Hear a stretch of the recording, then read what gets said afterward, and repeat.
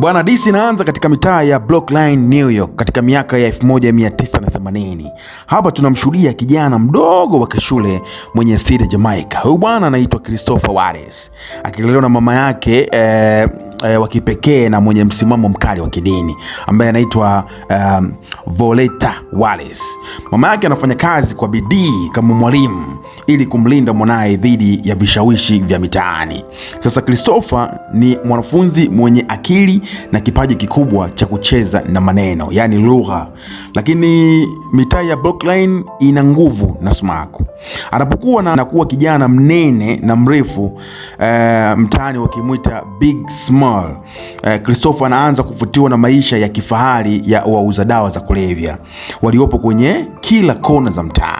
Licha ya maonyo ya mama yake, Big anaingia kwenye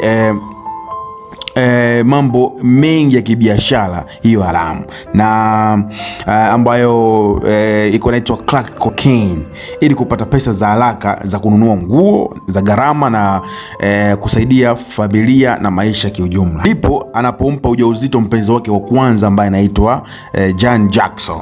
Biashara ya mitaani ina gharama zake. Siku moja Big anakamatwa na polisi akiwa na madawa pamoja na silaha. Anahukumiwa kifungo cha miezi 9 jela. Akiwa huko nyuma ya nondo, Christopher anapata muda wa kutafakari maisha yake.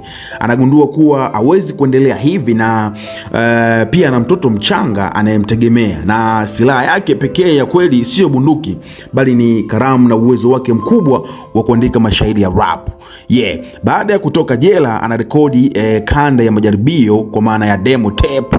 Kanda hiyo inaangukia mikononi mwa kijana mmoja mtanashati mwenye maono makubwa na mtayarishaji wa muziki anaitwa Sin, yani Puff Combo. Anajulikana leo kama Diddy, yani Puff Diddy. Puff Diddy anamwambia Big ukweli mchungu: una kipaji kikubwa na kueleza maisha mtaani, lakini lazima uamue kuwa muuzaji wa unga wa kawaida au kuwa star mkubwa wa muziki duniani.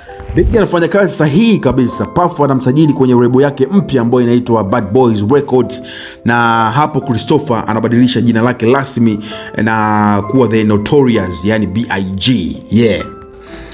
Mwaka 1994 Big anaachia albamu yake ya kwanza ya kihistoria, Ready to Be. Albamu hii inaleta mapinduzi makubwa kwenye tasnia ya hip hop nchini Marekani, ikirudisha nguvu ya muziki huo upande wa mashariki, yani East Coast, ambao kwa muda mrefu ulikuwa unatawaliwa na upande wa magharibi, yani West Coast. Nyimbo kama Juice na Big Pop zinakuwa nyimbo za taifa. Big anakuwa tajiri na star mkubwa. Lakini siku moja katika kipindi hiki cha mafanikio ya kasi, Big anakutana na mwimbaji mrembo wa R&B anaitwa Faith Evans ndani ya siku 9 tu tangu wakutane. Wanafunga ndoa ya kushtukiza. Hata hivyo, maisha ya ndoa yanajawa na dhoruba kutokana na tabia ya Big ya kuwa na wanawake wengi michepuko, akiwemo rapper wa kike mwenye msimamo mkali, yani Lil Kim, ambaye Big alikuwa akimsaidia kimuziki kupitia kundi lake la Junior, yani MAFIA.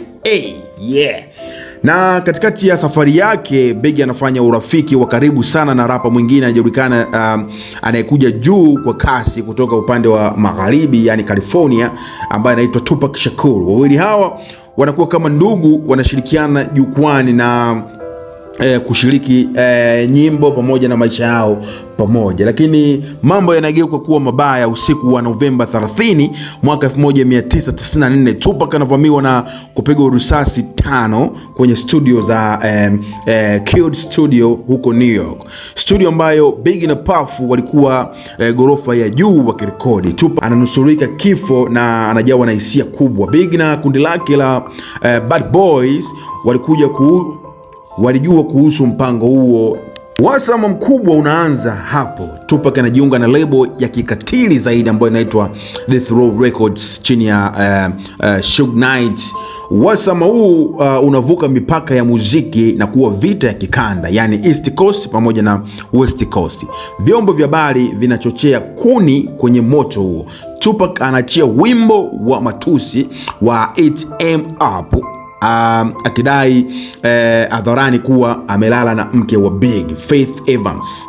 Big anajikuta kwenye wakati mgumu akijaribu kutuliza vurugu hizo kwa sababu alijua vita ya mtaani haina ushindi, lakini mashabiki na mazingira yanamfanya aonekane kama adui mkuu. Mwaka 1996 dhoruba inafika kileleni pale Tupac Shakur anapouawa kwa kupigwa risasi huko Las Vegas. Vifo hivi vinamshtukiza sana Big na anajawa na majonzi na hofu, akitambua kuwa uadui wa maneno kwenye muziki sasa umerusha low za watu kihisia. Sasa muda mfupi baada ya kifo cha Tupac, Big anaamua kukamilisha albamu yake ya pili aliyoipa jina la Utabiri, yani Life After Death, maisha baada ya kifo.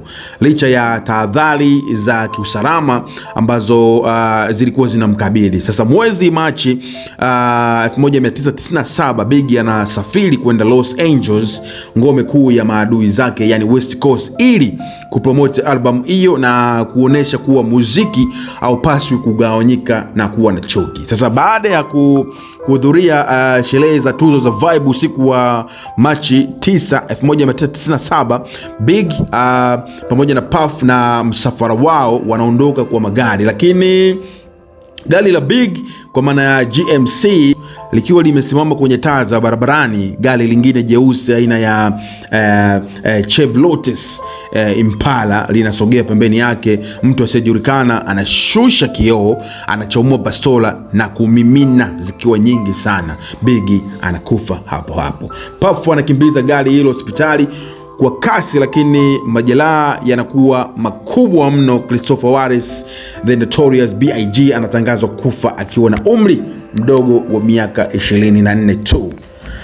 Sasa mchakato mzima wa kuweza kutafuta watu ambao wanaweza wakaigiza movie hii ulikuwa ni mchakato wa kutafuta waigizaji wa kuvaa viatu vya Big Smalls, yani B.I.G. Ulikuwa ni mmoja wa michakato migumu na ulichukua muda mrefu zaidi Hollywood, zaidi ya miaka 2. Mtu aliyepata uhusika huo anaitwa Jamali Warren, anajulikana pia kama rapper Gravy. Hizi ndizo sababu kwa nini alichaguliwa. Sababu hizo kwamba the Notorious B.I.G. alikuwa na muonekano wa kipekee sana. Alikuwa ni mnene sana, zaidi ya kilo 130, mrefu futi 6 na inchi 3, na alikuwa na mtindo wake wa kipekee wa kutembea kutokana na ajali ya gari aliyowahi kupata. Mapromota wa mama mzazi wa Biggie walikataa kata kutumia visual effect au kumvalisha mwigizaji wa kawaida nguo za unene, yani fat suits. Jamal Woodlands alikuwa na umbo na sura iliyofanana na Big kwa 90% za kiasi. Hiyo ndio sababu ambayo ilomfanya huyu mshikaji kuweza kupata nafasi hii ya kuweza kuigiza katika movie hii ya The Notorious B.I.G. Tunamaliza tukisema kwamba hii ni Each Other Storyteller. Jina langu naitwa Charles, the best presenter in town, mnyama OG, nikiwa hapa na kusimulia hili ambalo limeweza kutokea, na zitakuja nyingi zaidi. Endelea kunifuatilia kwenye ukurasa wangu wa YouTube.